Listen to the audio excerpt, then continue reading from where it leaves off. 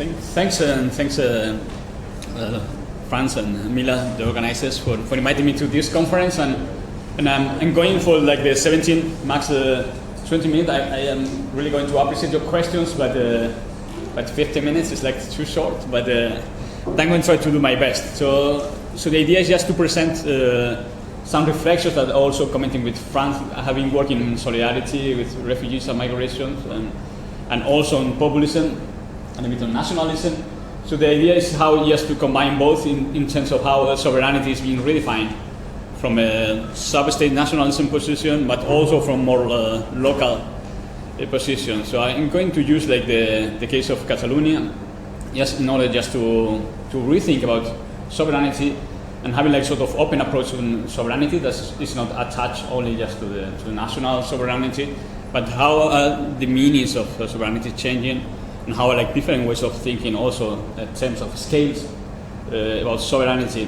So it's going to be like a sort of more like sort of like theoretical reflection, but based on the case.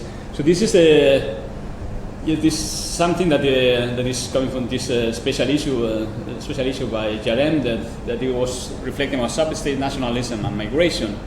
And there are like some paradoxes when we look at migration from the substate nationalism, and also we consider nationalism from the ethnic, civic tradition relation. So we have like this issue that the nationalism, substate nationalism, have still like this necessity of having like sort of unity, cultural, symbolic unity, but they are sometimes quite open to be inclusive or have like some more progressive migration policies in opposition to the nation state.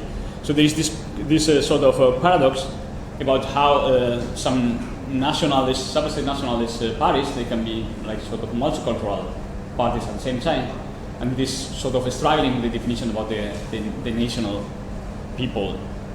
And also like the sort of like liberal contradiction, if all these states are becoming multicultural, so what are like the necessity of having like sort of for instance an independent state if you can just be integrated within larger state, when multiculturalism is more important than having like sort of national unity or national people. So there are like some tensions between nationalism and multiculturalism, but also like the paradox that nationalism is not only like a sort of exclusionary nationalism, but can be also inclusive. And we're talking about sub-state nationalism, not all types of nationalism. And also like in relation with sovereignty, that is one of the key points, and this is from a recent article by Julia Ron that is talking about the Brexit. We had like this situation about two questions when we talk about sovereignty as sort of like an open concept. So, of course, it's the issue of who rules, who are like the sovereign or the sovereign institutions that can represent the sovereign people. But we have also like the second question, that is like who is the people. And this is more complicated because there are like many people who are claiming that they are like the people, the real people. Also, when we talk about sovereignty. So there are like constructions that are like the parliamentary sovereignty, that is like the legitimate institutions to represent the people, but there are also groups and organizations that are claiming that they are like the real people, and they are also going to claim, have like different types of sovereign claims. So there are like sovereignty is not only like a fixed concept, it's a sort of fluent, open concept, and can be also like both sort of discursive concept, but also like a plural conception of sovereignty. Very quickly, just to drop like more concepts, and here is like the introduction, like the multiscalar context, is that there is also like a tension that we can't, or we at least need to address in all the nationalist or sub-nationalist parties, that there are like transnational dynamics at the same time, and also sort of like coming back to the nation state. But both are converging. We can find like examples of like sub-state national parties, like the center-left Republican Party in Catalonia, that is being part of all the transnational ways of solidarity with refugees, and at the same time they are claiming to have an independent state in Catalonia. So we can see that there is a coexistence of transnational trends and also nationalist or independent trends. And that's why there is this proposal about how to move beyond civic and ethnic nationalism and proposing other attempts.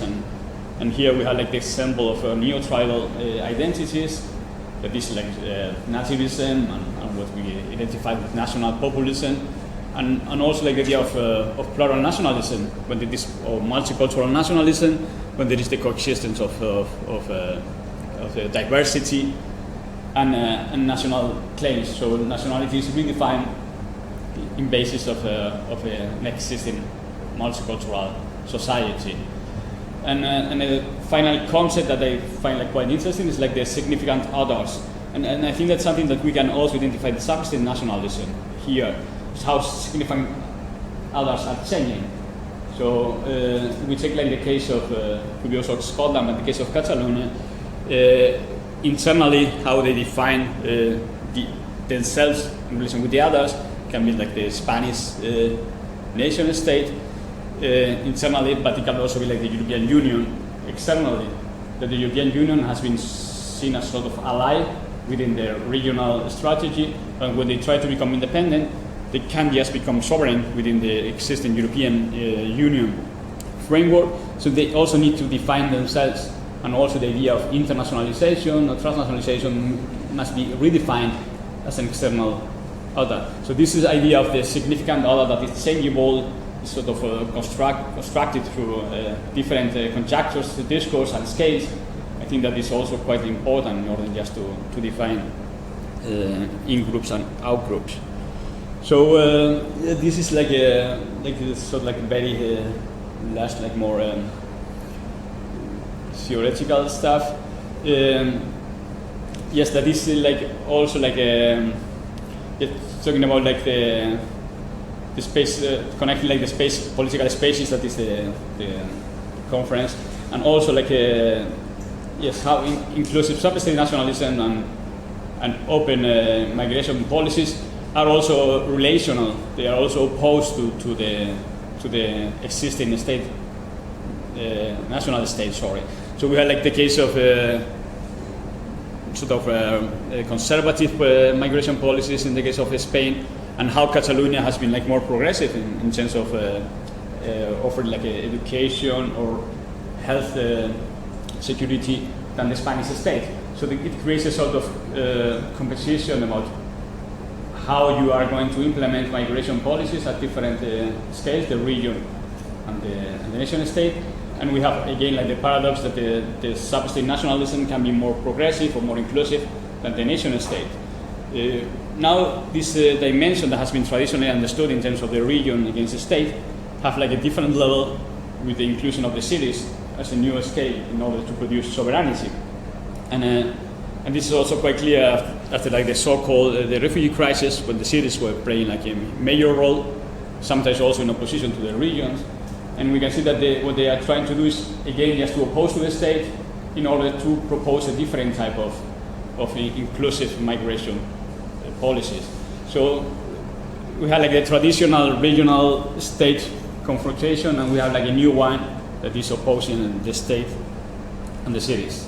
So why I think that is important in order to rethink the sovereignty, to go back to the referendum in 2017, and it's because it's sort of an ambiguous moment of what we can call popular sovereignty, whatever it means, but it's not only about national sovereignty. So we have a moment that nationalist, sub-state nationalist parties, they were talking more about an open sovereignty that was more popular than national, and also that they were open the referendum to the participation of immigrants that were in Catalonia, and this also in opposition to other referendums that you need to be a citizen or national citizen in order to participate in the referendum. So they also were creating sort of opposition between although it was not a legal as such referendum, but in opposition to the national referendums, and also because there were like many migrant organizations that were involved into the referendum, and they were supporting the independence. And the last point, because it was sort of attempt just to expand the demos, that it was one of the points that the nationalist Catalan nationalist movement they should redefine the people, the national people, as multicultural people. Again, that's in relation to the Spanish people. I mean, that this, we shouldn't ignore that there's always like sort of antagonism here. So they were claiming like diversity as part of the national Catalan people, but again opposing to the Spanish people. So there is an interesting moment where sovereignty becomes quite fluent, and also like the ideas of who the people is. I'm going to have time to this because I'm going to focus on the parties, on some of the parties, and how they are redefining this case. But something that was important too was like how migrant organizations, this is from the undocumented migrant organization in Catalonia, they were supporting independence, and how they were talking about the sort of like everyday sovereignty in opposition to the national sovereignty, and how they will try to save this difficult balance between supporting the independence and criticizing the Catalan regional government. That is also quite difficult because you can just reproduce a different type of domination if you are just supporting the Catalan government. So try to keep this balance, but also connecting the idea of illegality. So just people suffering from everyday illegality to supporting the conditions when you need just to rebel against the national state in conditions of illegality, as it happened the 1st of October in Catalonia. But again, I'm going just to focus on the parties, and I have around 5 minutes to do that. So I'm going to focus more like in sort of what I call like a localism, but just to show like a picture about the national parties. When I say national parties, I mean like the Spanish national parties here. So they have like different ways of defining the state, also the relation with migration and the people, and also how the significant order is changing. So we have something like from more like a traditional like Vox, that is a new nativism, far-right populist party that is in line with so many populist parties in Europe, so we know that.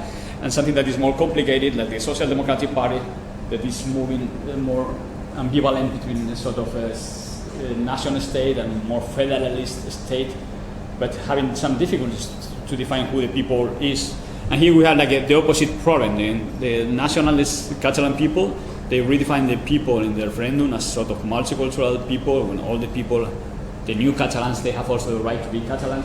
But we have like the case of the Social Democratic Party, when they claim that they have a more civic nationalism at the national level, but they have just to define ethnic components in order just to say why Catalonia is part of Spain, like the language, the common symbols, traditions, art, literature, and so on. So they have just to move towards a more ethnic nationalism that sometimes is quite implicit, and they didn't need to refer to that. But again, my point here is just in the last 3 minutes, I guess, is just going to see how sovereignty is defined from a local perspective. And there are like two parties that were quite active in defining sovereignty from a local perspective. That it was En Comú Podem, that it was like co-affiliated to Podemos in Catalonia, also quite rooted in municipalities with Ada Colau as the mayor of Barcelona. And the second one is the CUP, that is an anti-capitalist, I don't know how to call it, autonomous movement that became also a regional party.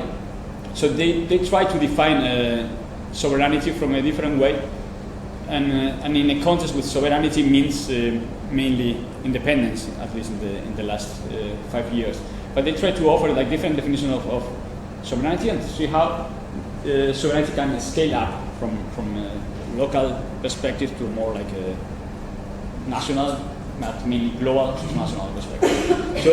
So there are like you can just recognize sort of a Bauman inspiration here with the liquid sovereignty, fluid sovereignty. They also talk about multiple sovereignty. So there are like different ways of naming this. Network sovereignty, in order to see that that sovereignty is produced at the local level. So what you have to show is that there is sort of interdependence between the different spaces, different local spaces that are like mainly the cities, and how the most important thing is just to identify the common goal. like in the case of the refugee cities network. So when you have a common goal, so you can just articulate like different types of local or localisms, progressive localisms, that they can become together and work together in this sense. And what this sort of localism is defined against the state, the same as it happens before with regionalism, and the difference is that it's a bottom-up approach that is coming from the spaces. And here we have a combination about popular sovereignties, that popular, because it's defined at the local level, so popular is not identified with a sort of homogenized population, but is related to multicultural societies. And this is one of the things that localism is making in opposition to national sovereignties, is that the way you define the people is based in this sort of everyday practices, and you don't need to define the people as an homogeneous national community or ethnic community. So multiculturalism and plurilingualism are values already, and they are also try to avoid the problem of the language and this sort of linguistic nationalism. And again, like the idea of world cities, that the cities are like just the place just to create a sort of transnational connection. So they are moving from the local to transnational connections. Sovereignty is an everyday practice, and it is possible just to redefine the people as a multicultural people. Quite similar, that is group in opposition to Podem. They are like a pro-independence party. So this is sort of like a difference here, although they look quite alike when we think about like the localism they are defending. So, but what is necessary in order to implement this localism is that you need a Catalan republic first, at some point. So this is they have also to fight with the definition about Catalan republic as a non-state, and that's a sort of a difficult thing. So that's why they talk about like the Catalan republic as an open space that is already based on the intercultural dialogues, the international relations that happens on every day with sort of 1 million migrants living in Catalonia. So this is an existing reality. So republic is not a constraint according to them. It must be like an open space. So not reproducing the logic of the state. And also like at the regional level, so they want to change from the European Union to like a set of more like undefined ideas like the Mediterranean region, and what is called like the Southern people, that is also including people from South America. And also the idea of internationalism is not a state-based, but is connecting like different localisms and different like geographies of resistance from Spain and from other countries. So they don't make a distinction between localism in Spain and Europe or South America. They just try to identify all like the same, because they try to avoid like the Spanish national state framework. Yes, and the solution is quite similar. It's a sort of network sovereignty and a rejection of centralization and the role of national state. So just to, I guess that must be like just to conclude, just to visualize what I think that is important, just to think with sovereignty, how to scale up sovereignty, and coming from a local to transnational. So there are like at least from these two parties there are like two different types of sovereignty, although they have some common elements. So I call, I don't know what is this? Okay, this is the communalist. I was trying to avoid to say communalist sovereignty, and here like the autonomist, like more anarchist, just so to say, sovereignty. That they are rooted in local realities, but they try to redefine sovereignty at the local level and moving towards the transnational space. And these points are quite similar. What is the main difference is like the space in between, the national state. How do you relate to the existing national state? So the case of the commons, they try to implement this sort of different type of sovereignty, that is the idea of self-sovereignty. We know that from the European Union and nation state, but they try to apply to the cities, regions, and the nation state. So sovereignty is also already an existing part of the cities, particularly when talking about migration. So they are already responsible for integration and multicultural policies. So they try to find this balance, but But the case of the autonomous sovereignty, so they reject the role of the state, and they try to create a sort of like more idea about something that is in between, but that it's necessary just to create the Catalan Republic. So you can't use the existing Spanish nation state.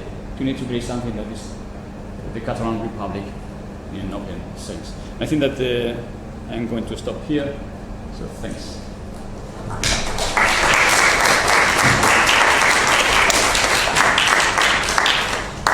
Thanks, Óscar. There's plenty of time for questions.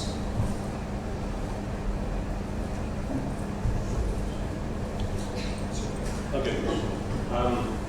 It's kind of a broader conceptual question. I'm just curious about when you talk about significant others in, and it was really interesting to see it in your table that everything ended up, all the significant others were Catalan independence.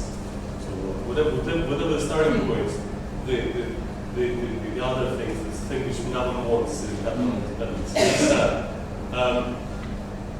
But when you think about significant others, how can others be insignificant? The idea of the other is something which is very foreign, which is beyond comprehension, which is completely different from ourselves. How can it be non-significant?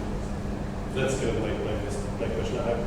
I wonder what makes the thing significant then, if it is, in your understanding.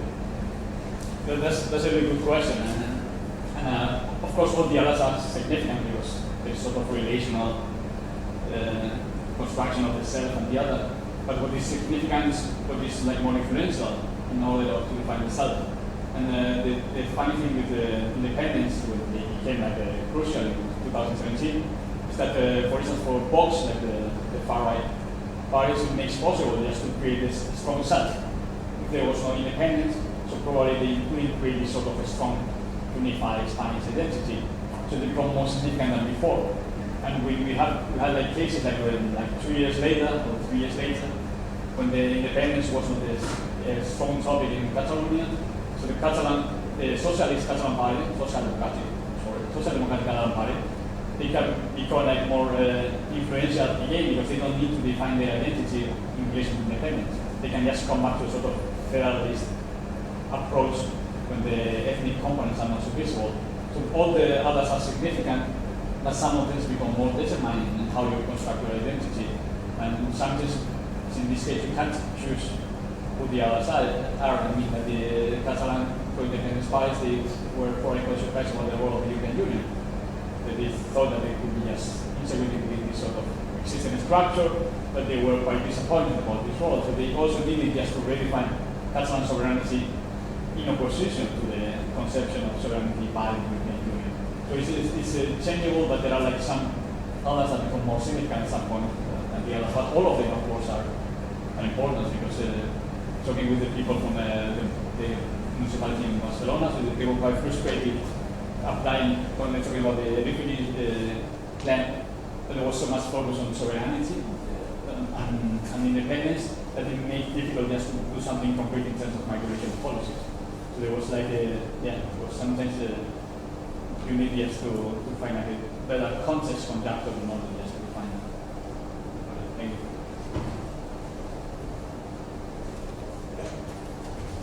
Thank you for your presentation, and I wanted to ask you if you have implemented any spiritual methodology in Catalonia to verify to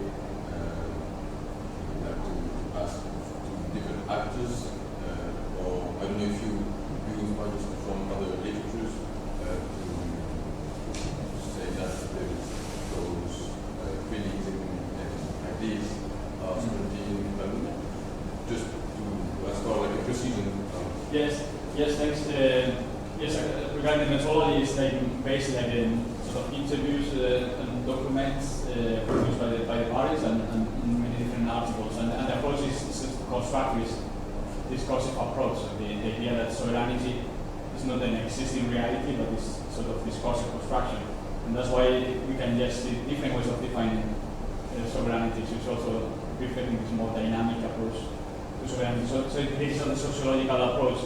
I mean, I don't know how many people are supporting independence or not, and that's not relevant. It's more relevant how they define sovereignty and how they think that sovereignty can create more homogeneous, heterogeneous concepts of the people. But if we're interested with more sociological approach, just to complement, sure.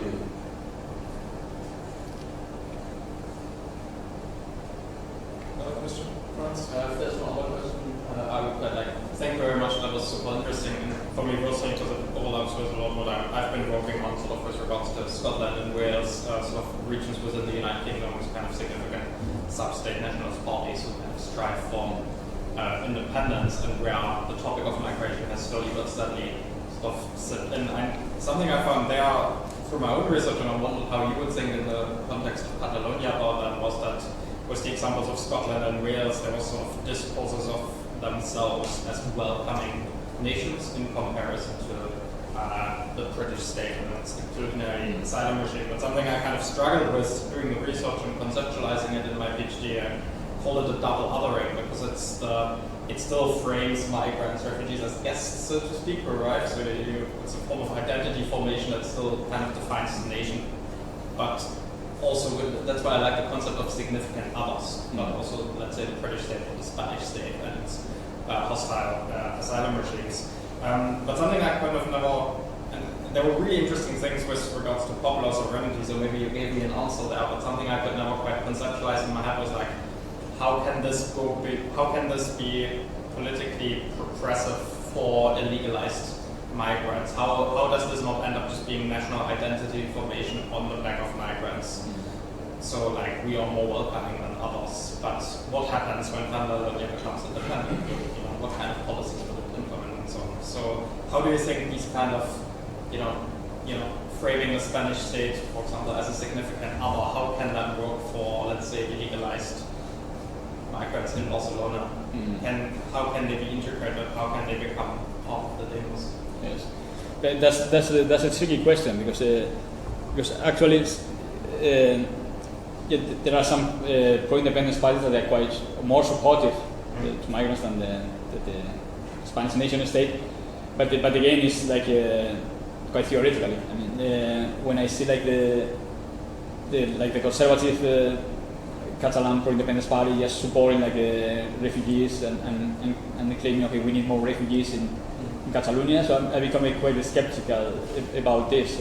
So there is a sort of a strategic move also into that. But also you find some progressive measures, particularly with the center right. But it's not about the undocumented migrants. So it's mainly about migrants living in Catalonia, migrants that are, and also something that I didn't mention, but is the use of the language. How Catalan is important in order just to become part of the Catalan community. If you support independence, of course, you need just to learn Catalan. So there are like some ambiguities that they don't need to address because they use like a more sort of macro discussion about migration, but they are not talking about all the types of migration here. So it's mainly like regulated migration and still excluding like undocumented migrants as such. Maybe it's different with the more autonomous groups that they are more open just to open borders, but not from the mainstream center. But it's true that there is some similarities with the Scottish case, that they succeeded in creating a sort of progressive inclusionary nationalism. So the idea of nationalism is a welcoming culture that is open to different cultures, to different languages, but depending on the official language. So they created also a similar image of the Catalan nationalism as an open nationalist movement. Okay, we should stop. Thanks, Gary. And next is someone that you know or are getting to know, Dr. Franz Bernhardt, who is an ESRC DTP, an ESRC postdoctoral fellow here in the geography department at Swansea, and the title of his talk is "The Limit of the Nation of Sanctuary: The Case of the Detention Camp in Penally, Wales." And That's not mine. Yeah, but Yeah. So,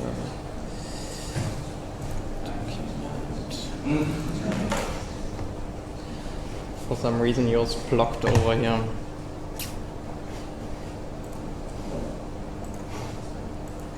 Okay, sorry guys, give me a second. For some reason, it doesn't close this PowerPoint.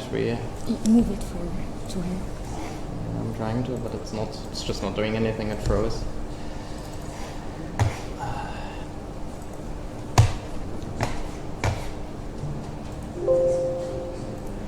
Is it something there? No, it's just not. For some reason, this froze. It can't be closed.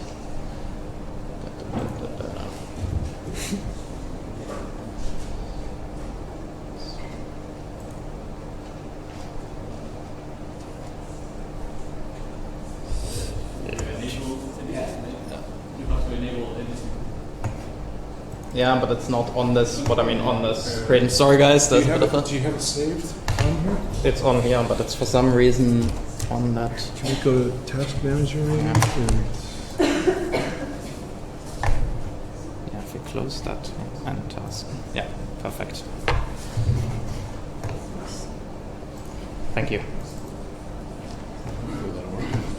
Yay.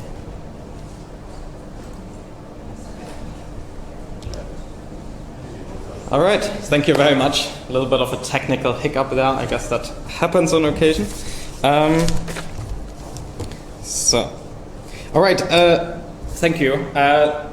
Welcome everyone to my presentation today about a sort of specific case study that is really effectively a continuation and further development of my PhD research about the imaginary of Wales as a so-called nation of sanctuary and its political implications, what that means. To give you a bit of background to this notion very quickly, where it comes from, this idea that Wales is somehow a nation of sanctuary and what that means. It's very much emerged out of the context of what some people have called the long summer of migration in 2015, others the European refugee crisis. There's obviously a politics to the language you use there. But back then, the UK Prime Minister David Cameron was both internally and in comparison to other countries quite criticized for only taking in such a small numbers of refugees at the time, around 20,000 Syrian refugees, compared to the numbers that other people moved to in countries in Europe like Germany. So in September 2015, the devolved Welsh government held an emergency summit in response to the British government's sort of reaction to that, and committed that Wales should play a more leading role in becoming the world's first so-called nation of sanctuary by, quote, building a culture of welcome and hospitality for refugees and asylum seekers. And there's a couple of really interesting elements. It was a really interesting moment because Wales is not a sovereign nation state. It does not have direct responsibility for UK borders. So what is this nation of sanctuary meant to be or to designate? That's kind of very broadly my PhD research. And I wanted to continue that within my postdoc to look a little bit what actually happens when these statist imaginaries of Wales as a welcoming nation are forced into an actual political conflict with what is in reality a very exclusionary asylum regime existing on the ground in the UK. So that's kind of very broadly the new research I've been doing as part of my postdoc. And specifically, I'm kind of trying to work on a paper here about the emergence of an asylum camp in Penally in Pembrokeshire. So I sort of analyzed so far a lot of government documents, media accounts, and I'm hoping to do a bit more interviews throughout the summer. So this is very fluent and still emerging, so it's not yet done, but it's just I want to kind of use you as guinea pigs to sort of see what, if that makes sense, what I've kind of on about there. So to talk about the case study very briefly here, this idea of at the limit of the nation of sanctuary. In September 2020, you had a decision of the Home Office and the UK government to move around 230 asylum seekers in the middle of the COVID-19 pandemic into these disused military barracks in Penally on the outskirts of Tenby in Pembrokeshire. So those of you who know Wales, relatively close, like an hour away. And the sudden announcement created a lot of controversies and conflicts between people who were supportive or against housing asylum seekers about the conditions of the camp themselves. So there's a protest of the people who were basically detained there.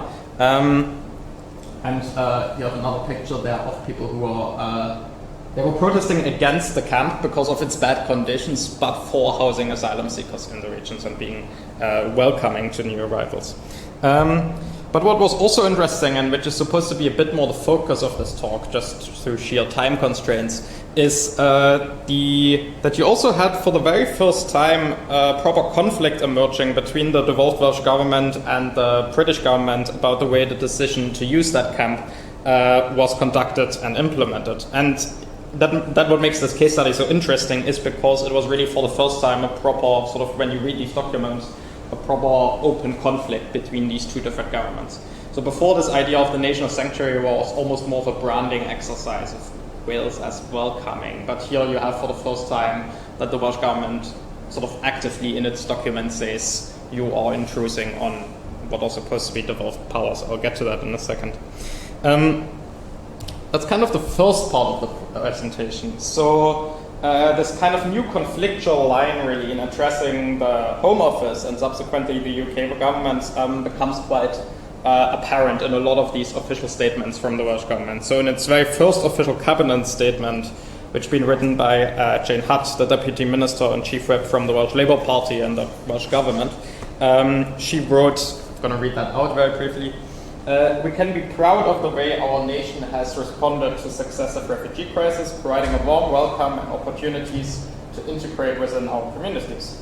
However, the decision by the Home Office to use the Penally military camp as a center to house asylum seekers is the direct opposite of the nation of sanctuary approach.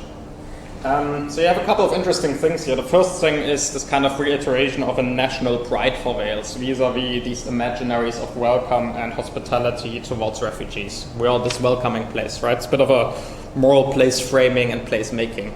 Yeah? That's kind of one element of the politics. But if you actually kind of go into the documents and sort of try to find out what they mean by a nation of sanctuary, for them, it's specified to include the integration into communities, quote, from day one of their arrival, which they want to do in Wales in comparison to England, where integration measures are only implemented once you have status. And that's, again, quote from the document, we put the person at the center of what we do. And individual needs are more important than their immigration status. That's from the Welsh government's official cabinet statement. So if this national we, this Welsh national we, supposedly puts the individual at the heart of its immigration policy, who is it for whom the immigration status is more important than the individual needs? So from whom or what is this Welsh nation of sanctuary differentiating itself? And kind of the argument I've developed throughout the PhD as well, and kind of trying to develop further here, is that this hospitality discourse of the Welsh government uses a bit of a moral politics of very specific national differentiation. Yeah, so you have a positive national self-image that's constructed around sort of an effective language of hospitality regarding your own relation to refugees and asylum seekers. We are welcoming to these people arriving. But also with regards, and I think this relates to what we talked about significant others here, with regards to an imagined unhospitable sovereign British nation state. So this othering of, I'm going to use that terminology as well, I know it comes with its own set of problems, but this othering of the British asylum regime is really apparent again when the first cabinet statement concludes towards the end, again quote, that the Home Office's decision to use the Penally camp is incompatible with the Welsh government's approach to inclusive and cohesive communities. And that's again quite interesting because you have sort of a twofold message here, right? You have a national politics of placemaking and place framing through these moral registers. We are welcoming through our approach to inclusive and cohesive communities, but which is exercised through a discursive politics of differentiation, what is imagined to be less hospitable. The Home Office's decision is incompatible with our welcoming approach. And that becomes even more significant towards the end in the second official cabinet statement from February 2021, where it reiterates that when it argues that the usage of the camp really effectively undermined the devolved government's ability to implement an effective migrant integration policy, and thus become this nation of sanctuary. So, to those of you who are not from the UK, to give you a bit of context there, while responsibility for asylum is reserved to the UK government, the Welsh government, the devolved Welsh government, is responsible for integration, community cohesion, local government and health. So all quite significant areas that affect people's day-to-day life in Wales. And there again, quote, this is from the document, all areas which have been impacted negatively by the Penally site implementation. Yeah? So there's also this narrative of you are intruding on our devolved powers. So this is kind of the context there. And it's quite interesting. So here we're still talking about the Welsh government, right? But these debates have been sort of raging in the Welsh Senate as well, the Welsh Parliament, which is constituted of different parties. And following the first official cabinet statement, we had these debates in the Welsh Senate, where a member of the Senate, Helen Mary Jones, put forward a motion to check on the UK government's legality of implementing this in Wales. And she's from a party called, for those of, again, who are not from Wales, Penally, which is the formal political party of Welsh nationalism, striving for Welsh independence. And in that document she writes, it is a matter of profound unhappiness to me that our government actually lacks the right to control these matters. That the UK government that the people of Wales did not vote for can impose this, both on the communities, on the public services, and on, most importantly, the asylum seekers. And again, this is really interesting because it emphasizes this kind of lacking the right to control these matters that I find particularly interesting here, because this lack of control in the literature and critical migration literature has been analyzed obviously a lot. It's all about controlling migration all the time. But here it becomes less concerned with arriving refugees and asylum seekers, but instead the UK government imposing control on communities in Wales and that's the importance of the quote, and on the asylum seekers. So I find that formulation quite interesting because it sort of creates an imagined shared condition almost. So it's still others, refugees and asylum seekers arriving, but there's a kind of imagined shared condition between arriving asylum seekers and, again, we're getting into problematic language here, but local people in the community, in the sense that both are argued to be sort of subjected to this control that is imposed by a sovereign host state from the outside. And what's important here, whose political legitimacy to exercise such control is actually subsequently questioned as well, so that the people of Wales did not vote for. Right? So it even questions the legitimacy of this government in the first place. And this is something that kind of others have slowly but steadily started looking at. But Emma Hill, in the chapter on Scotland and sort of SNP politics and discourses, has sort of formulated or summed that up on the topic of immigration. The SNP stance is Scotland is a guest in its own country. So this kind of narrative that the nation that would so freely host its immigrant is othered in its own country by this invocation of an Anglo-British figure. Again, I think it relates quite interestingly to the significant others concept we talked about earlier.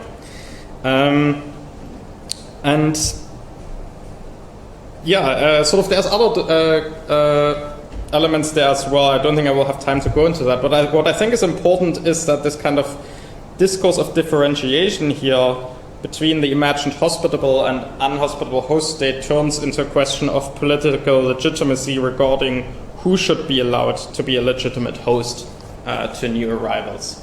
So it kind of takes this a little bit further beyond the you're welcoming, but says, sort of it goes to a question again when it relates to who's the people, who's the nation, and who has therefore the right to host. I know I'm sort of running out of time, but I'm sort of experimenting a little bit with thoughts around here. And for me it was like, okay, so how could this be made sort of something that could potentially become progressive or helpful towards migrants? How can it go beyond national identity formation? So I don't know, this is a very experimental kind of piece so far, but I'm trying to address a question Arjan Abadura, a famous anthropologist, has asked. How can hospitality to the stranger be made a legitimate basis for the narrative of citizenship? And his point is that modern nation states really have no room for narratives that are not based in the past or in the present, right? So the nation state is all about blood, birth, parenthood, language, anything that's in the past, or if it comes to status, it can be in the present, so work, marriage, student status, but it doesn't have narratives that are sort of based in the future. So his conception is, or the central task is to make hospitality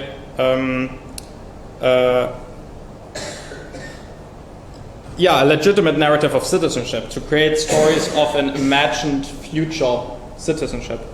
And this is again I'm not even sure about this myself, but I'm just going to throw it out there. So I was trying to think through these sort of this element of the right host, hospitality, and that potentially hospitality can become a narrative for citizenship when it's about this shared condition.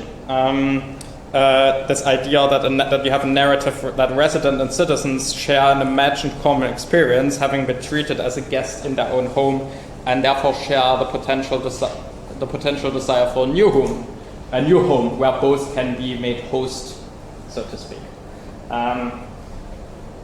This is one way I sort of came up with about that. Again, it's a very experimental kind of thinking through these elements right now, but I thought I'd still put it in here and see what people think about it. Do I still have time now?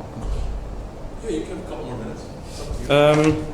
No, I think I'll leave it there. I think this is potentially a good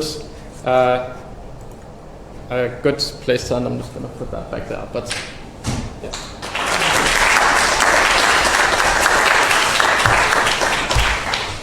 Thanks, Franz. Plenty of time for questions. Thanks, Franz. We were discussing last night about that, right? But now it's more clear. I really like this idea about the legitimacy about hospitality, and we were discussing about it is not absolute, right? The hospitality in the Derrida sense. But what about the new narrative? I think, don't you think that maybe to enlarge the notion of citizenship, which is exclusive, too tight with sovereignty, maybe we could use the concept of belonging more than hospitality, because hospitality also has this kind of ambivalence, right, between tolerance and hospitality, who is the host, who is the guest, where belonging is like belonging to a place, to a territory, right? And I'm curious, when you talk about the right to host, how is it linked to the right of being a guest? I mean, because when we talk about detention camp, we are talking about people who are uninvited, unwelcome, right? So is referred this right to certain categories, I mean ethnic or religious groups, countries of origins, but also high-skilled talent guests. I mean, when I arrived in Heathrow yesterday, there were like big outdoor, like we welcome new, I don't remember if it was like migrants or citizens, but new talents. I mean, UK need new talents, so please come.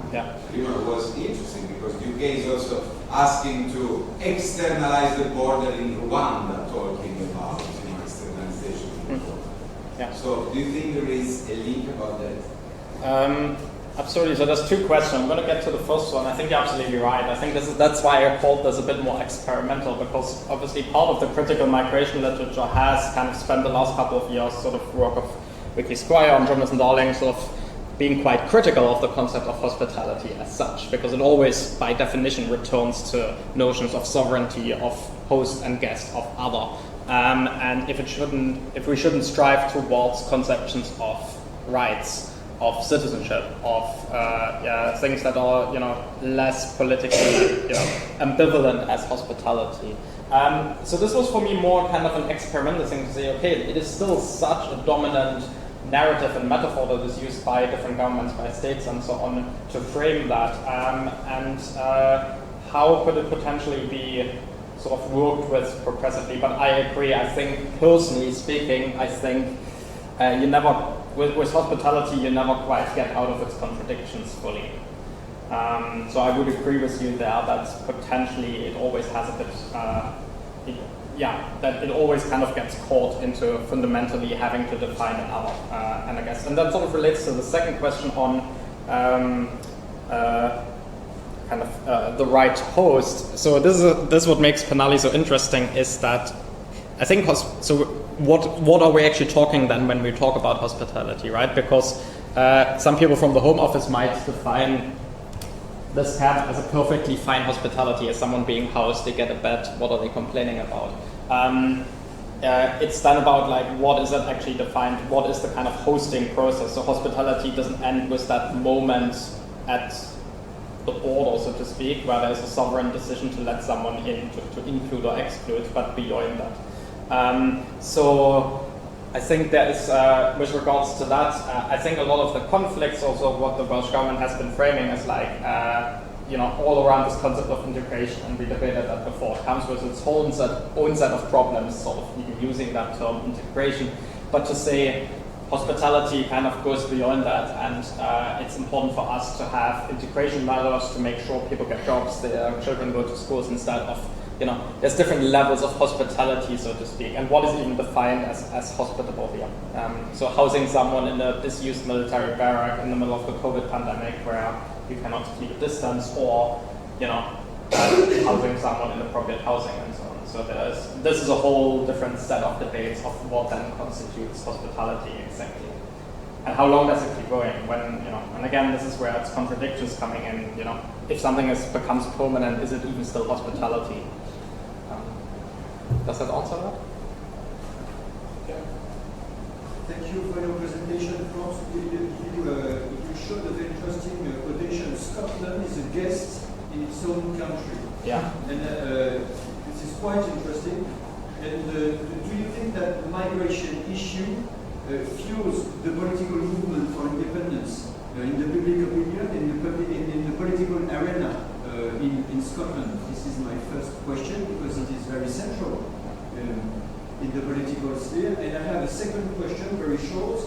I do not understand how the resident citizen and the migrant can share a common experience unless we find a kind of magical narrative, because by its very nature, the experience of the migrant is totally different from that of the resident citizen. So the only way of doing things would be a kind of narrative which would be able to encompass the total differences of these two experiences. So I don't know how is it possible.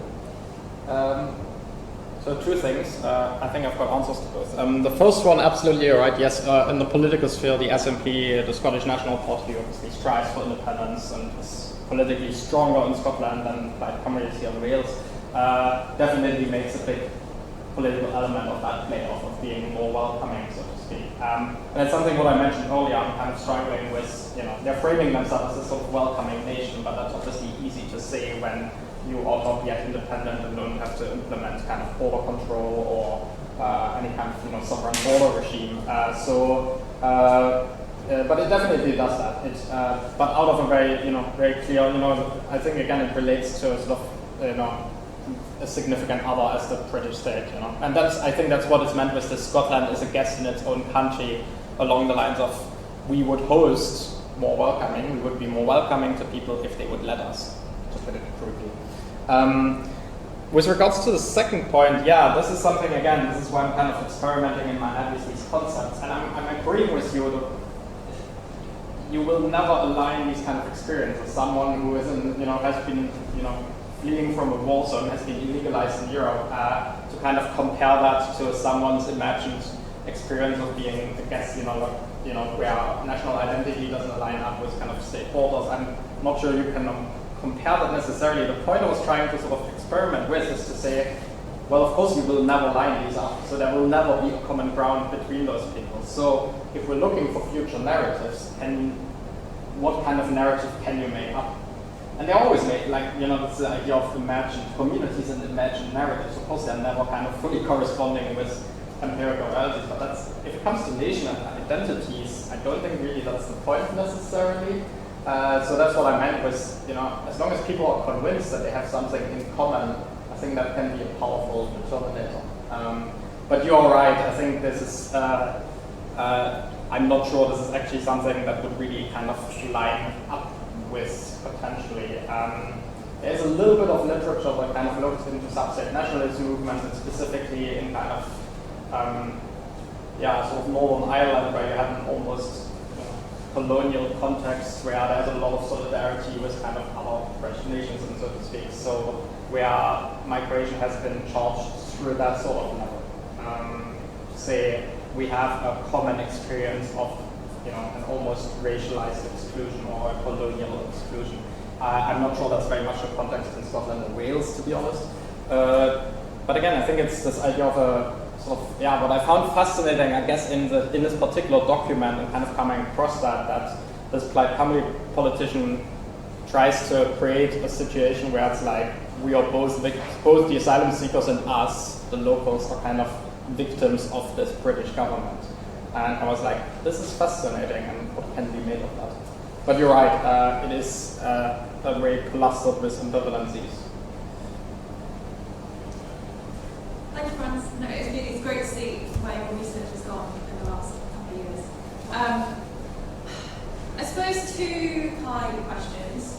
Are you going to do a comparison between the Welsh strategy and the Scottish strategy? Because the Scottish strategy explicitly states that refugees and asylum seekers are new Scots. They're not refugees and asylum. So there's that immediate linguistic inclusion from the start. Whereas I find that in the Welsh strategy, I don't know, but there isn't that explicitness right from the start. There is all this language about, yes, they will be included, but there isn't this alternative wording. And I suppose where it's come from, this maybe builds on your PhD research more than this particular paper. But is there an alternative language to the host guest language? And what would you use instead of that? Because, so my parents are hosting a Ukrainian family at the moment, and I've had a massive lecture at them, and I can't use that word. Because they're more housemates, and that's not the relationship that you want to have in the home. So what alternative language would you maybe use, or do you think would be more successful in the Welsh context? And then the second point really, really quickly is, are you going to also touch on the Penally example about the protests outside the camp, which will grow detention? Keeping them in. Yes. Because there are now, the Welsh government who are putting Ukrainian refugees up on mass in certain locations around Wales, it's being kept very hush-hush where they are to stop those protests from happening outside. Completely. There's so much stuff to explore there. So this is something out of, again, sheer time constraint I put in here, but there were also protests against that. That's what I said, between the communities. And what was fascinating, so there was a protest against having asylum seekers in Wales in the first place. And you see here someone has a Welsh flag, and you had the same on the other protest. So very different conceptions of what this Welshness is supposed to determinate, against the sort of housing of asylum seekers and for. In terms of, I think with this paper, it's more, I think I'm trying to go a bit more into the realm of theory and trying to sort of, I don't think I want to compare to Scotland, but more, I think, build a little bit on what sort of Óscar talked about there, this idea of how substate nationalist movements, that's why I brought Plaid Cymru in here, how they frame migration and how these kind of different ways of talking through sovereignty and hospitality can help us kind of rethink these concepts. So it is a bit more of a theoretical exercise. But that sort of relates then to, I guess, the ambivalency of it, and like, will you ever, if you kind of define yourself along these lines of hosting and guesting, then the other, it always remains the guest. And that's not very inclusive. A guest can be, by definition, kicked out of your house at any convenient moment. So I guess different alternative languages there, and sort of some theorists, sort of like Jonathan Darling and so on, have been experimenting with that a little bit, is languages of, I forgot the term right now, sort of, I think it's more about residency. So how can rights be grounded by the fact that someone lives somewhere? So not sort of according to these territorial notions of someone either Welsh or not, inside or outside, but people are granted a certain set of rights just by being in a place. And it doesn't matter if they're going to move on in a week or two, or if they're going to stay here for the next 15 years. You are guaranteed a set of rights. He had a really cool term for that. I forgot now. But yeah, I think this is maybe sort of alternatives to think. Because I think the kind of ambivalences here on problematics, they keep coming back to a territorial notion of inside and outside, and that kind of hospitality relates to that, because hospitality always kind of talks about a home, right? Like a physical home, something physical, literally it demarks space as something that is not something else.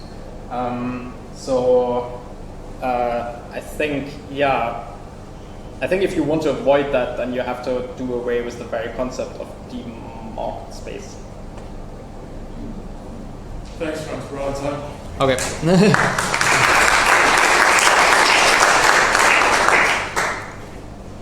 Okay, next is Dr. Aled Singleton, who is also an SRC Research Fellow here in the Geography Department at Swansea. And Aled is going to talk about revisiting Britain in the 1950s and 1960s, an underexplored time of migration. Yeah, thanks. Hi, I'm Aled. I'm also with Franz here in the Geography Department at Swansea. I've slightly tweaked my presentation a bit to be less about Britain and more about South Wales, and specifically about South Wales. I'm just going to skip a couple. So, I'm not really somebody who studies migration or population movement a great deal, so this is a little bit outside my comfort zone. But what I've done is I've looked at some of the methodology of how people looked at migration and population movement in the past and sort of dissected it a little bit. And then I'm going to argue the case of South Wales as a really interesting place to study in terms of population change. And then this connects then into my own research, which I call the post-war dream, which is about how South Wales is an interesting case of a place of reinvention in the 50s and 60s and 70s. I'm largely a qualitative researcher, but I'm going to chuck in some statistics as well, because I think they're quite interesting, and then finish with some conclusions. So in the UK we have the census, which happens every 10 years, and it's generally the most reliable way of actually being able to trace people. But I read a paper by Pooley and Turnbull, and they said that it's very hard to really tell where people have moved. You can tell that people have moved into a place, but you don't know where they've come from. So they advise 3 different ways of kind of understanding where people have moved, and they say go very deep into the smallest area, the parish. I'm not sure if you have that in other countries, but we don't even have them in Wales anymore. But also, the second one is about referencing contemporary sociological studies. So that's more about qualitative work, and also biographical accounts. And that's largely what I've done through my research is to use biographical accounts to meet people, find out what their life story is, as a way of trying to, add a bit more colour to the statistics. So I'm going to present some of the work for my PhD, which I used walking interviews as a way of biography, which is framed by place. So tell stories based on space and place rather than trying to stitch it to a time, because I think we all forget dates easily. And then secondly, my second bit of research is through this postdoc, where I've started to use Google Maps combined with Zoom as a way of people navigating through their lives, which has been really effective as well. So here's South Wales. This is actually at home. I've got a plastic topographical map. So I would have brought it in today, but I was on the bike, and basically you can touch it and you can feel the hills and the terrain. And South Wales is typified. To put my hand up, South Wales is like this. You've got the valleys coming down to the towns in the south, and always communication from east to west has been very difficult. But in the 19th century, South Wales is one of the early kind of exponents of the iron and coal mining industries. Some statistics here about how quickly South Wales expanded. This is from the census, by the way. So 1851 to 1911, 350,000 people came into South Wales. And people came from other parts of Wales. They came from A lot of people came from Ireland, a lot of people came from the west of England, they came from places like Cornwall, which had a heritage of mining, and the Rhondda, which is perhaps the most well-known of the valleys in South Wales. You know, the statistics are quite a lot, amazing, 2,000 people in 1851 to 150,000 people in 1911. So these places just grew very, very quickly. And of note, there's a place called Bryn Mawr, which we'll come back to in the end. There was actually had the highest kind of concentration of Jewish emigres of anywhere in the UK in 1918. That's my only international link, I think. So digging into the statistics, again, this is from the paper by Pooley and Turnbull, and what you start to see is actually that because the stats are like they're pulled together over a long time, they've looked at 1894 to 1994, and they studied regions across England, Wales and Scotland. So this idea of region is interesting because we are a devolved nation now, as Franz has mentioned and talked about, but where South Wales has always been seen as kind of a significant region within British policy. So in this period of 1890 to 1994, they looked at sort of moves within the region, and actually most of them were people staying in this place, and about an eighth were incomers and about an eighth were leavers. But and the northwest of England is got a similar profile, again an industrial place, but then London is a marked opposite, because in London 22% of people moved from outside, 32% left, and only 46% actually stayed. So what I'm going to argue is that this kind of profile of people staying within the region is something which has lasted a long time. This is actually something published in 1963, and this is really interesting. So this shows population change in 1921 to 1931. So this is a crucial time in the period of South Wales history. So in 1925, the coal mining industry was kind of on its knees, really. In 1926, the Great Strike. And if you look at these statistics, what you see here is basically that a lot of people were leaving England and Wales in the first 3 decades of the 20th century, but people were having massive families. They were still having lots of kids. So although, you know, a lot of people left, I think there was 1.3 million people net outflow from England and Wales in the first 3 decades of the 20th century. But then, you know, 9 million children being born in the first decade. But what's interesting really is just that by 1920 to 31, most of the UK had stopped losing people so much. But South Wales is definitely an outlier in terms of South Wales was still losing lots of people. So I'm just going to move on to. I'm not into stats myself, but actually I got quite interested in the stats here. So this is by the same author, Webb, and he created a typology of population change.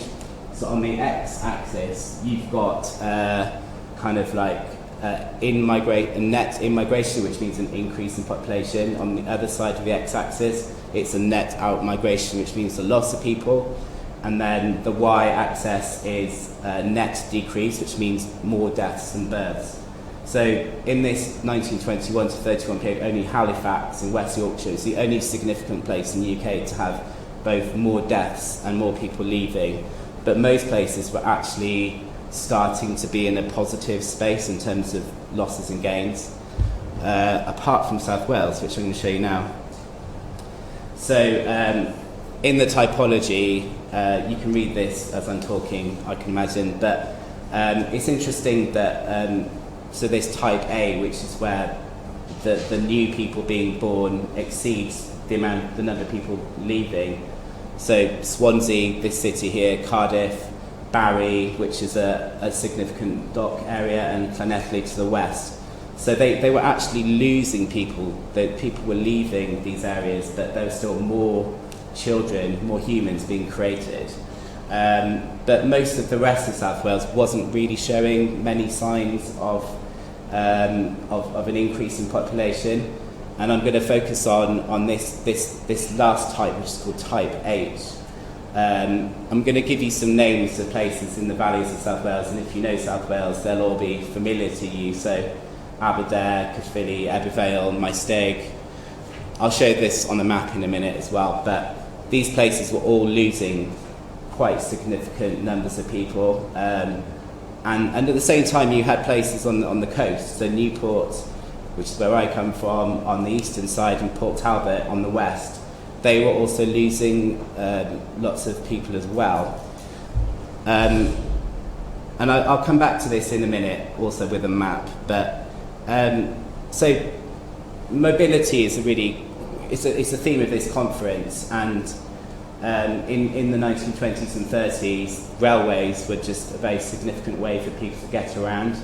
And I interviewed one person who came from this place here called Beaufort.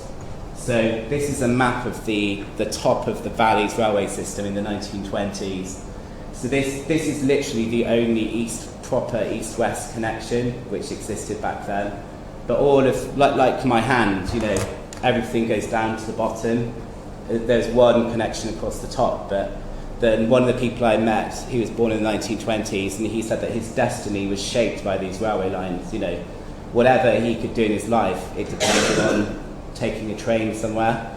And he worked in a steel factory in this place, Ebbw, which is kind of in the middle there of the top of the valleys. So he went to the war, and when he came back from World War II, he wanted to work at Heathrow Airport because he'd been involved in kind of but he ended up with the drudgery of being back in this factory. And so this kind of shows you, this is the 1921 to 31 data, and the big concentrations are basically the places that were losing people. And my central argument is that these places in the valleys their destiny became dependent also on these places, Newport in the east and Port Talbot in the west. This is just, I'll probably skip this, but I'm going to concentrate on the western side of the valleys, a place called Monmouthshire, which is split between the industrial on the western side and the more agricultural on the eastern side. So after the war, there was a big project to kind of address these problems of people leaving and also the lack of jobs. And a big steel factory was built in a place called Llanwern in Newport. So the man that I mentioned earlier on, he ended up coming to work in the steelworks in the early 60s, and lots of people from the valleys ended up getting jobs in the places like Newport and also Port Talbot on the western side of the valleys. And I think what happened was that people didn't make massive moves, but the moves that they did make changed their lives a great deal. So this is a kind of a deep study from my PhD, and it centres on one person who came to this housing estate near Newport in 1962. She was 12 years old, her dad's job had moved, and she talks about the way that they started off in a house owned by the local authority, then they bought their first house, and then she and her husband bought their first house when she was about 20, and then by the 1970s she was living in a house on the very top of the hill, and she talks about how it was kind of living the dream of the good life of the 1970s with space to herself and her husband. And so what I'm kind of arguing is that people that when these new steel factories were built, they also connected everything up with the motorway network. Some of you may have used it to get to this conference, but it was something that was quite revolutionary at the time. and it also kind of redressed some of the kind of structural issues of South Wales. Like I said, the valleys will always be very difficult to communicate from east to west, and the kind of the urban policy of the 50s and 60s was really to connect at the bottom and then allow people to filter down. And so this was an interesting quote that this is an interview I did a couple of weeks ago now, and there's a man who spent 50 years in a town called Newtown. It was called Cwmbran, a new town founded after 1949, and this is like a question that he said to himself. He was saying, like, why do people still stay in these kind of valleys communities? And he said because the communities do have that stability about them, that people became very rooted in the communities. And he said it's always struck me that that's particular to South Wales. So this is somebody who came from England to live in South Wales, and he always felt that that was very much a South Walian perspective. And so that helps me to kind of get to the conclusion, really, which is that so this is a book about Cwmbran, and it's called The Trains Don't Stop Here Anymore. And it's true. You know, the town expanded enormously in the 50s and 60s and 70s, and they closed the railway station. It had 4 railway stations. So it's kind of, I keep on banging on about the same argument, really, but essentially the 50s and 60s were a time where people changed their sense of mobility, really, and particularly in this context, they actually started driving a lot more than using the system that they'd inherited. And that system was essentially, you know, it fueled the Industrial Revolution, but it wasn't great in terms of everyday journeys. And yeah, so I think there's been a long-standing trend in South Wales of people making quite small moves of perhaps less than 20 miles, but actually qualitative their lives, their lives really changed, and they ended up living in sort of suburban houses, and they ended up driving a car, they ended up reading different newspapers. And I wanted to finish off by I'm quite taken by David Goodhart's argument about the somewheres and anywheres, and this idea is that the somewheres are people who are rooted in a place, their identity is shaped by that place, but the anywheres are people who will move, but they will move somewhere else particularly for education. This is something that is kind of facilitated in the 60s in Britain. People moved to different universities. My parents did it. You know, they don't come from South Wales, but I think this example of South Wales is one where there's an in-between space between the somewheres and the anywheres. There's a space where people can maybe have the best of both worlds. They can stay in contact with their friends and relatives from where they grew up, but also they can have that mobility. But on the same hand, maybe they have the worst of both worlds as well. And my final point really is just to say that I'm interested in the ageing population, and it's essentially this is the life course of the baby boomers, that they lived through this revolution of suburbanisation and using cars. And I think South Wales is quite an interesting example, because that kind of regional policy is shaped in what happened in the 20s. You know, there was the trauma of the strikes, and there was the trauma of losing people, that they really tried very hard to stitch together the economic policy and the housing and transportation policy as well. So I think that's where I'll end it. Thank you.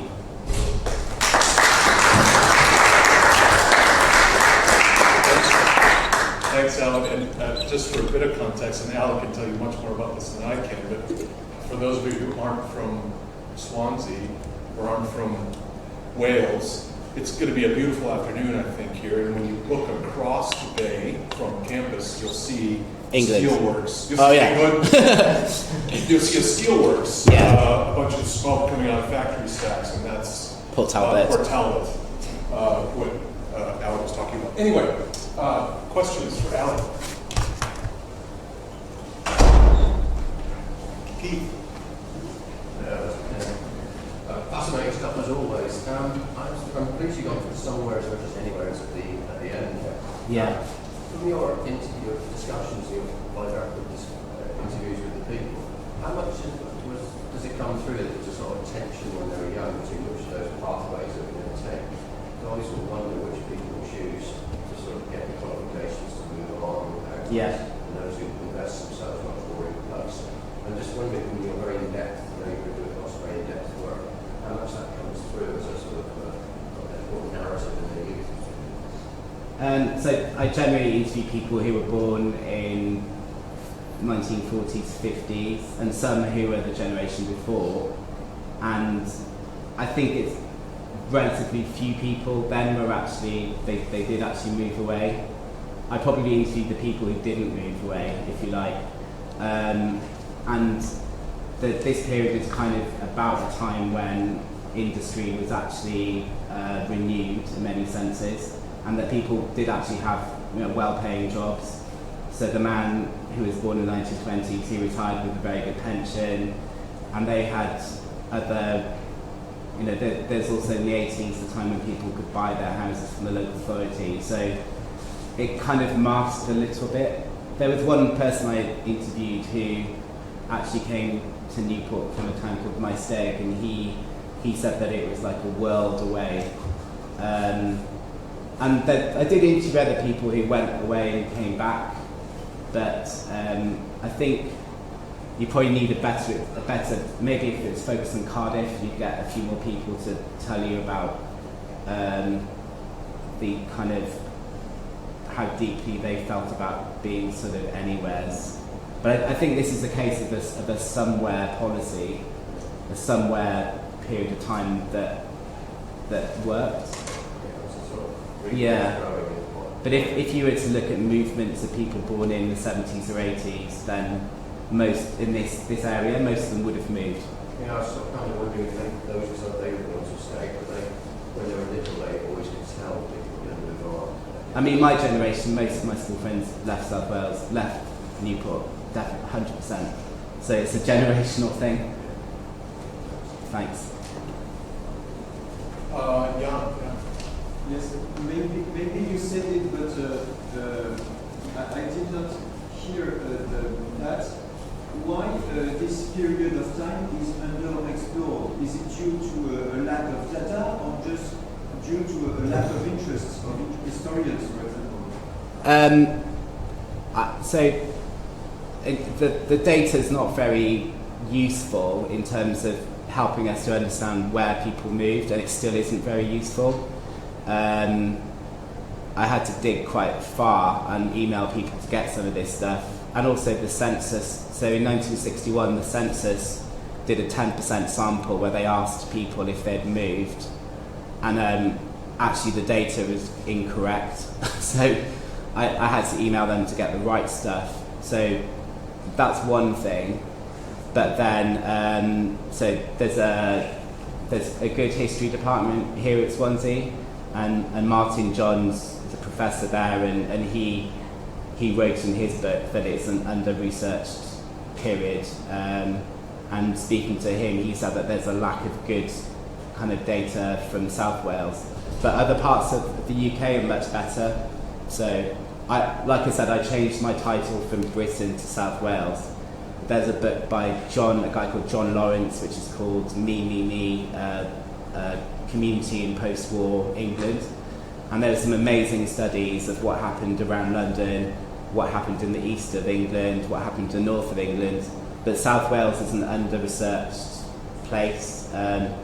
But my argument really is that it is under-researched, but it's got a strong story, particularly when you look at what happened from the start of the 20th century to the middle. So that steelworks, for example, in 1951, the Labour government nationalised the entire steel industry in the UK. But in 1953, the Conservatives, the new government, said no, and they changed the policy.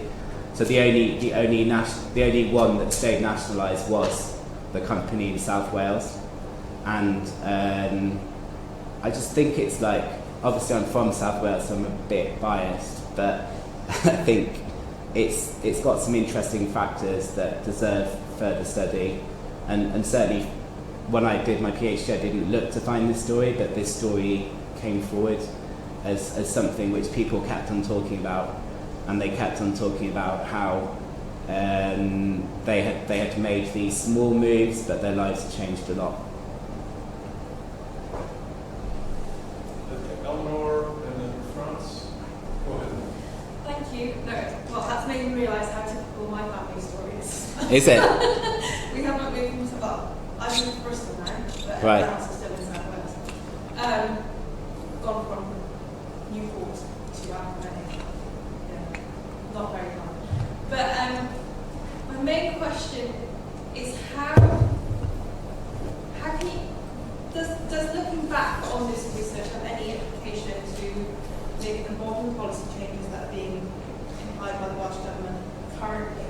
So there was this vast rail network across South Wales, which, as you mentioned, a lot of stations were closed down, and it was reduced significantly and went to a road network. But now the Welsh government have said that they're not going to build any more new roads, and there was, pre-Brexit, the South Wales Metro being proposed, and a movement towards a more rail-led network. It's happening. It is happening. Yeah. So it's can lessons be learned from this example from the past to now? Yeah, so my final thing was about, in a way it's about the future, but it's very much rooted in the past. And so, yeah, in the 20s and 30s, you didn't have much choice, and it was to take the train. And then this kind of choice came in the 60s and 70s. And I think that people who benefited from that time find it very hard to let go of it. But there's been some decent rail investment in the last 10, 20 years in Wales. And so the metro is happening. There's a big new depot in Taftswell, just north of Cardiff, and it's slowly happening. But it's kind of, maybe the pandemic has changed things because people are working from home a lot more. I don't know. I've got some hope that some of the places, the story I'm showing is really that places have gradually lost talent and lost money, investment and importance over time, and it's all kind of come down to the coastal area, and maybe people can find new ways of valuing. You know, I spent 10 years working in regeneration in the valleys, and it's very hard to kind of see what the future is going to be, but maybe there could be something positive that comes out of this. Thanks. Quickly, please. Okay, yeah. Brent, thank you very much. That was super interesting. And I wanted to what Jan was asking, and something that I wanted to, one of your arguments that I got from the presentation was about this, like when you mentioned this example of this man who moved to South Wales, if these material changes in terms of rail and connections, and also agree that's in a sense I got a bit this sort of almost identity of South Wales as a region in its own right and as an important region. So maybe there was this lack of data because that was just an idea that came to me because South Wales was not thought of as a region in and of itself. And if that kind of if these changes led to, because you mentioned that you were like, oh yeah, South Wales is like we wanted to move there because you could get work and now we can get a railway and all of these things. So if it kind of almost, if the fact that you could move there and that it was a good life choice for this kind of maybe one generation to move there, if that created and sort of almost created a South Wales, not necessarily identity, but this conception of a region. But I think this would be I found it fascinating was like for the conference, we're trying to think of migration as something that forms spaces as well. And yeah, I would think this could be an example of this. So South Wales is one of the migration to South Wales in the 19th century was enormous. It changed places really, really quickly, and there's lots of cliches about South Wales. South Wales is industrial. South Wales is all about coal mining, and what I wanted to show is that has been changing for very, very 100 years. But also, I don't know if so. The argument here is that most people have stayed in South Wales. It's just that they've made little moves they're still geographically attached to the same, like you're saying, about the same sort of, that same hand shape of land, but that lives changed as things became modernised, really. Has the migration within almost affected the kind of identity of South Square as a place you want to live in? I'll have to think about that one. Okay, thanks, Alan.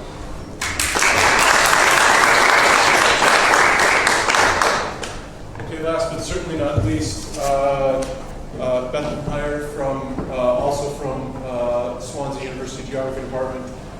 She's an MSc student here, and today she's going to talk about shielding in Wales, national identity, and everyday experiences.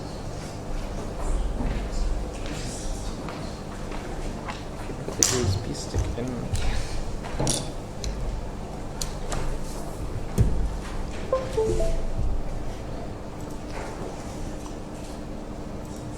It's right there. If we put it over here.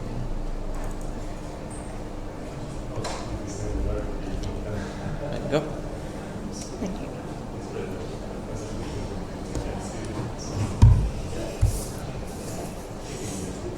Hiya, so I'm Bethan, like Chris said, I'm doing an MSc by Research in Swansea, and my research is focused on people's experiences of shielding during the pandemic in Wales.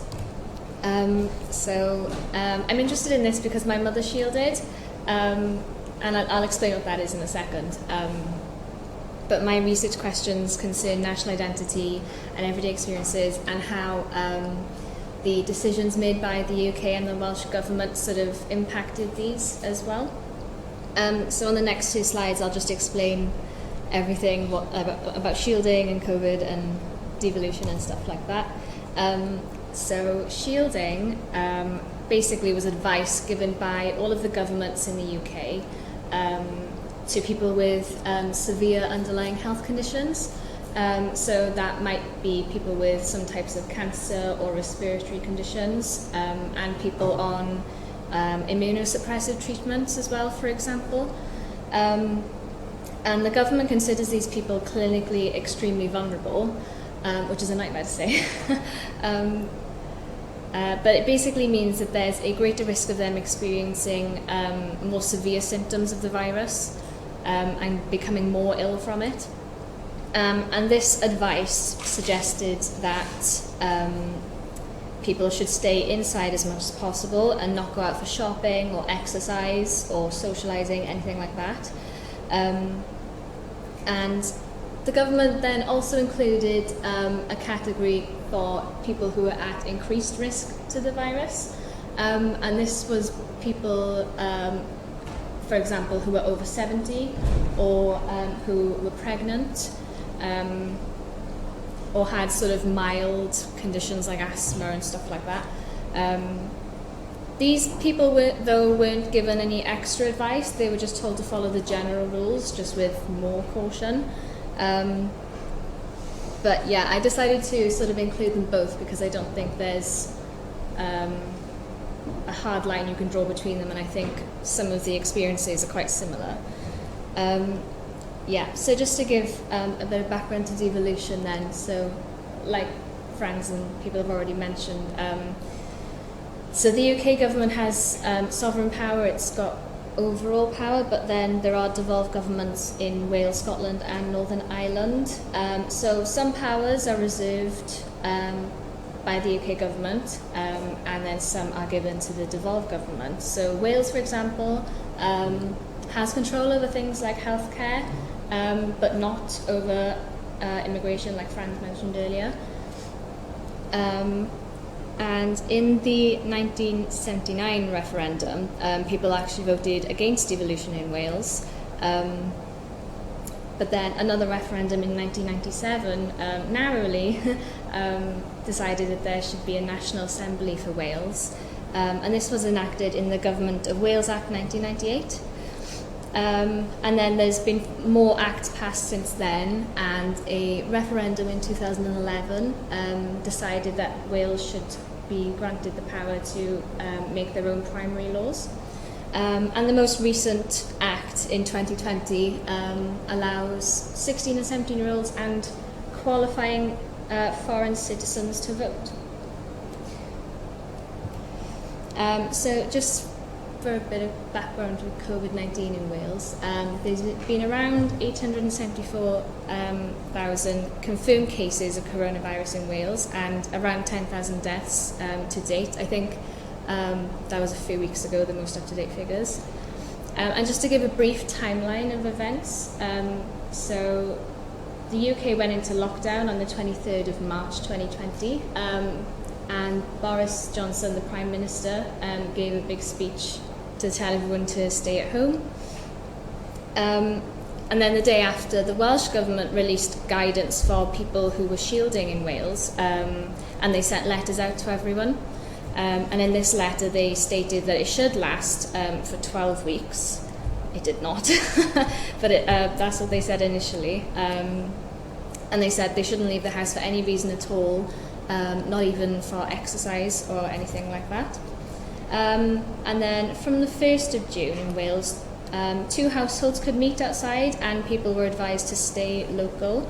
But for the first time, this included people who were shielding, so they could also do those things, but now they could also go out to exercise, which is something that the rest of the population could do from the start of the pandemic.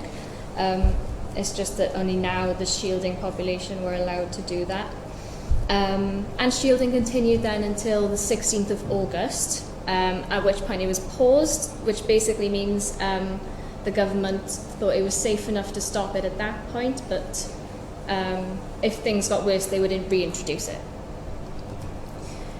So I'm in the middle of all my methods, but I've been analysing a questionnaire from the National Museum of Wales. They ran a questionnaire between May and October 2020, and that basically asked people from all over Wales about their lockdown experiences.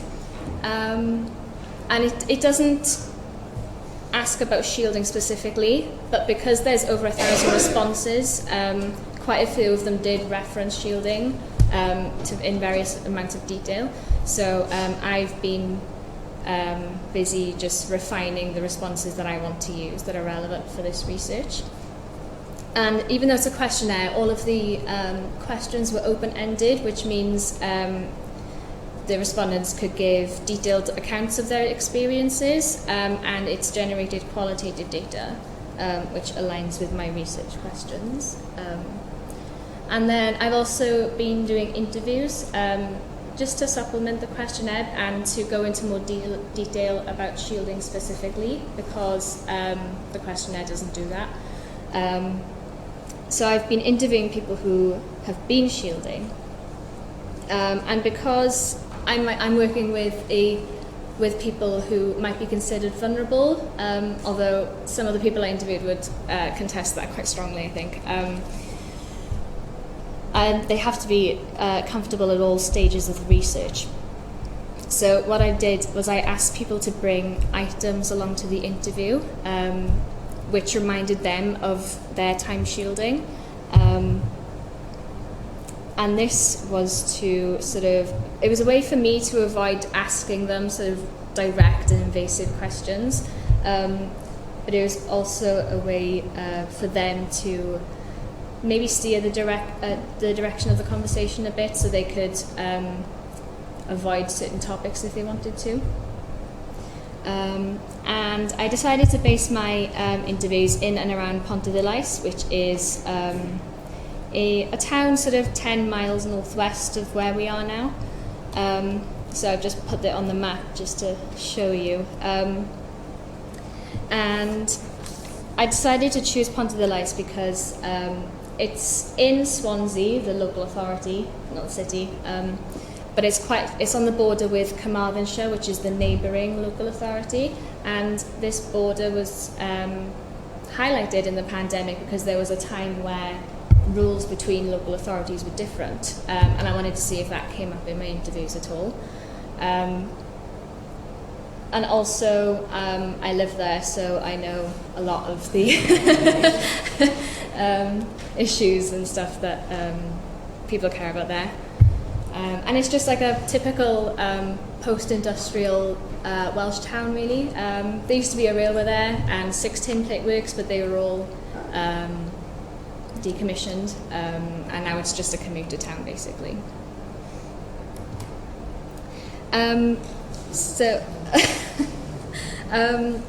One of the common events that the questionnaire responses mention is the VE Day celebrations that were held in May 2020. A lot of streets in the UK on that day had like socially distanced street parties and stuff. And another event that people spoke about a lot was the speech that Boris Johnson made on the 23rd of March 2020 to the nation. And this shocked quite a lot of people because he basically said that people were going to die, which was not ideal.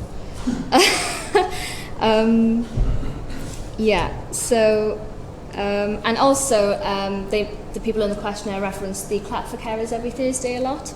I think they had this in other countries as well, but every Thursday at 8 o'clock, everyone would stand on their front doors and clap for people working in hospitals and in care situations.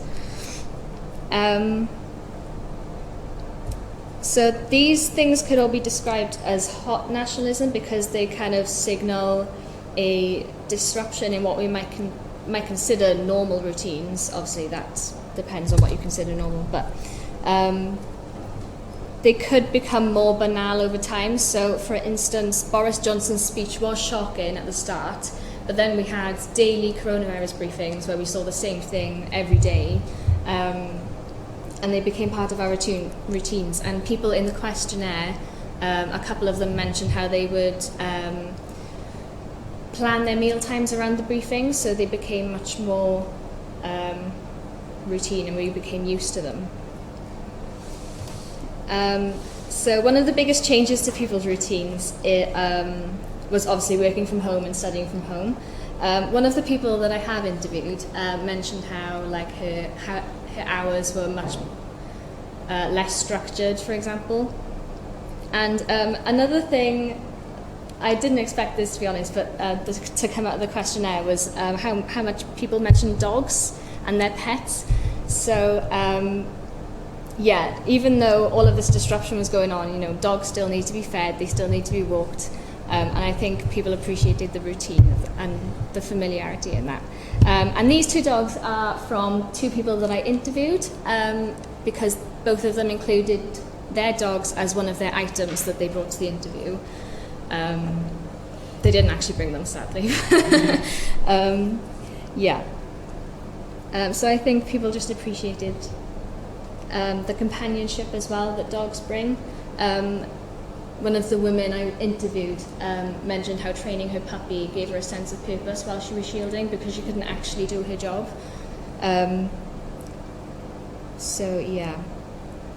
Another thing that was mentioned a lot in the questionnaire was the weather. So the weather was actually amazing during the first lockdown. And people would go out in the garden, they'd go for walks if they weren't shielding. And I think this quote as well kind of suggests that the weather really helped with people's moods during lockdown. Another big change that we saw was shopping. So people who were shielding were advised to shop either online or get help from friends and family and neighbours and so on. And this quote is from someone who shielded, and I think it just shows how overwhelming shopping became for people during the pandemic, just because so much of it changed so drastically. There were a lot of references in the questionnaire to people shopping for other people who either were shielding or maybe were just at risk and they didn't want to go to the shops. And some people noted how this sort of increased their sense of community by helping others. But a few people found it quite difficult to shop online actually, because especially at the start it was quite new and a lot of people were trying to get on there. so people who were in the increased risk category, for example, quite often couldn't get slots because they were reserved for people who were clinically extremely vulnerable. So they had to kind of become dependent on family and friends, for example.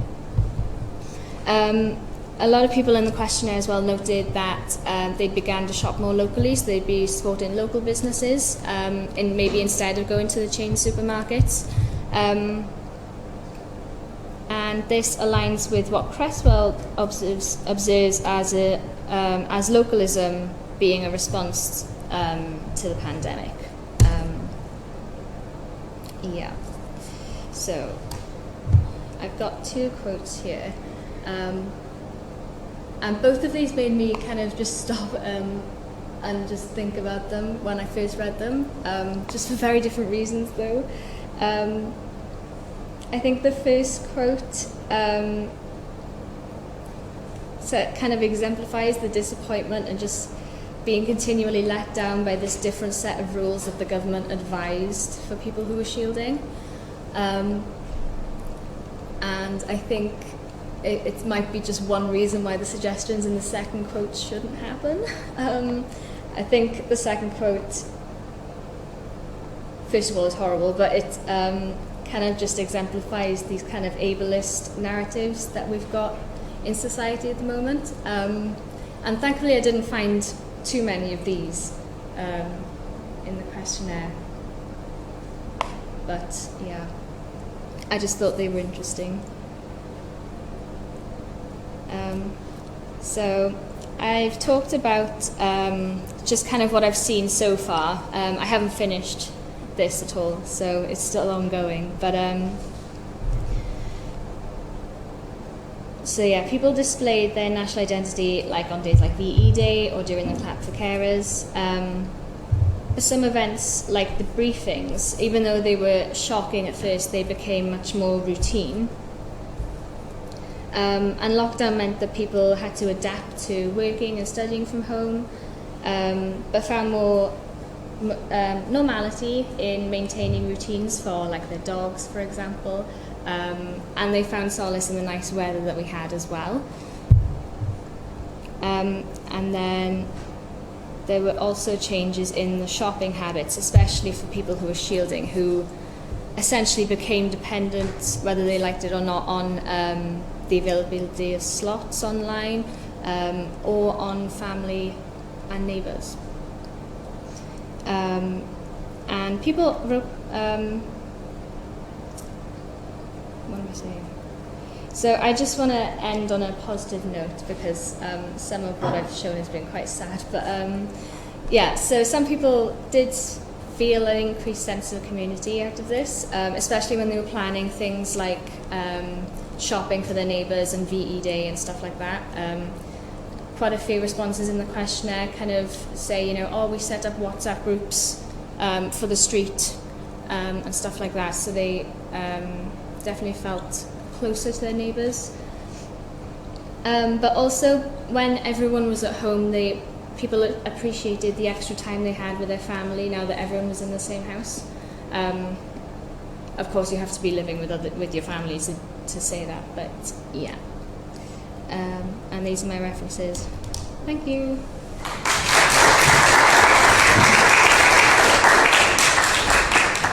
Thanks, Beth. Can I ask just a clarification? Mm-hmm. So the general lockdown rules were enshrined in law, mm-hmm. right? Were the additional shielding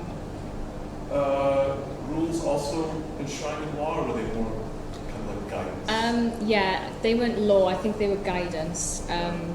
Yeah, I think. So yeah. Did people did people you run into decide to?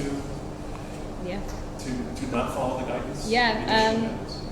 Yeah, it was only ever guidance, and I think a lot of it was you do this for your own good, otherwise you might die.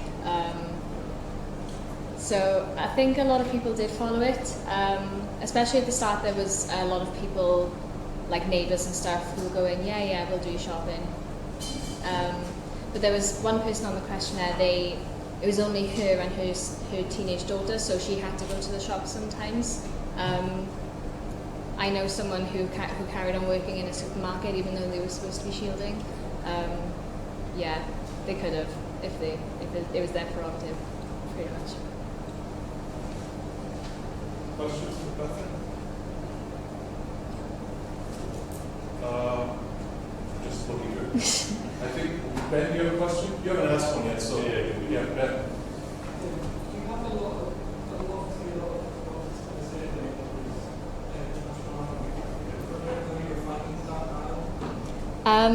Yeah, so like I said, the questionnaire wasn't actually about shielding, it was about lockdown in general.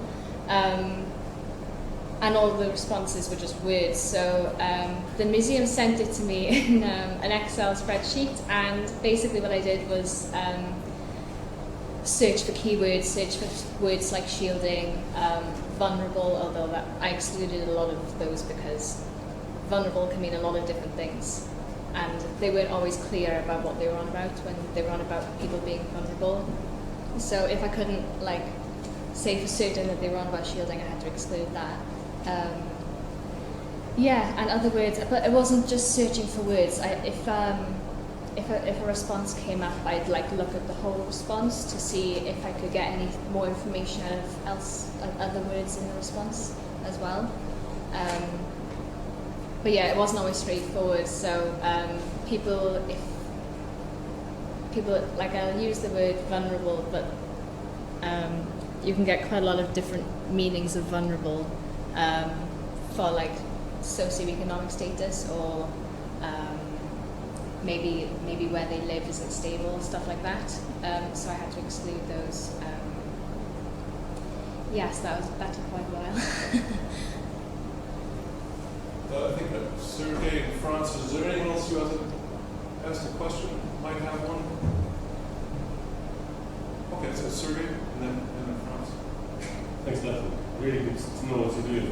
And the Hier is very interesting. Hope I heard everything. If I didn't, please tell me something. Please forgive me.